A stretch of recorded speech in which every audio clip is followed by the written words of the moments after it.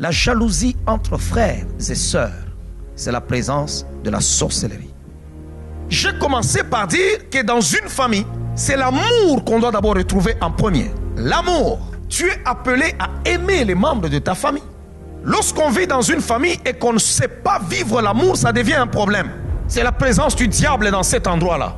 Quand vous vivez à un endroit où il y a tellement de la jalousie, vous êtes dans une famille, bien aimé, c'est impossible. C'est contre l'ordre naturel des choses. Tu ne peux pas être jaloux envers ton frère ou ta sœur. Lorsque vous êtes né dans une même famille, vous avez votre père ou votre mère, vous avez grandi dans une même famille, dans une même maison. C'est contre nature lorsque ton frère a une belle voiture, lorsqu'il a une maison, lorsqu'il a un bon compte, lorsqu'il a un bon mariage, lorsqu'il épouse une belle femme ou il épouse, je ne sais pas, un homme qui a des moyens, lorsqu'il a étudié plus que toi, lorsqu'il a un travail plus que toi. C'est contre nature que toi, son frère ou sa soeur de sang, tu puisses en être jaloux. C'est de la sorcellerie.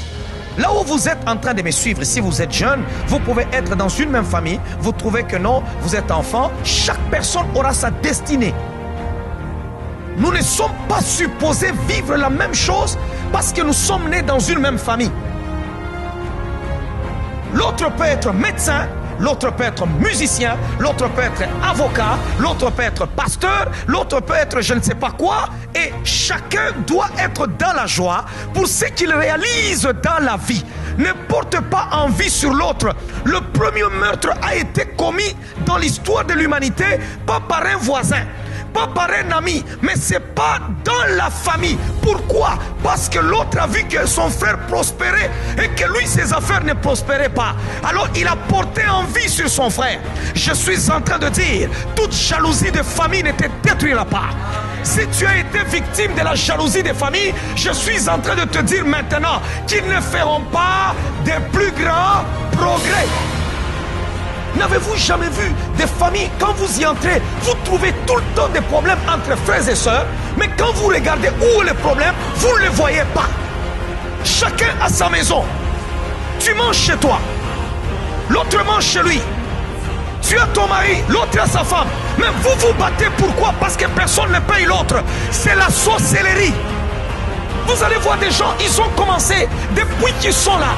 Ils se marient, ça continue. Ils deviennent même des grands-mères, mais ça continue. Ils ne font que se battre. Vous vous battez pourquoi? Expliquez-nous pourquoi vous vous battez. C'est pourquoi Dieu dit à Abraham, quitte la maison de ton père.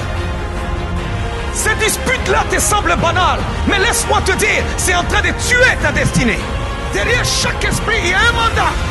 Ne soyez jamais de ceux-là qui disent non, non, bon, arrête seulement, c'est ton frère, c'est ta soeur. Non, il y a des actions, il y a des actes que nous ne pouvons pas tolérer chez des gens qui sont supposés être les gens qui doivent nous aimer. On peut te tuer par un étranger, on peut te tuer par je ne sais pas quelqu'un que tu as croisé, mais ta soeur, ton frère n'est pas supposé te tuer. C'est contre nature.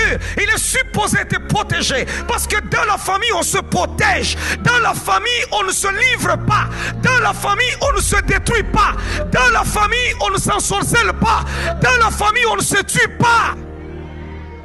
Ne fais pas semblant sur l'histoire de ta famille. Pendant que je suis en train de parler, regarde ta famille. Et tu vas découvrir des choses ce soir. Alléluia.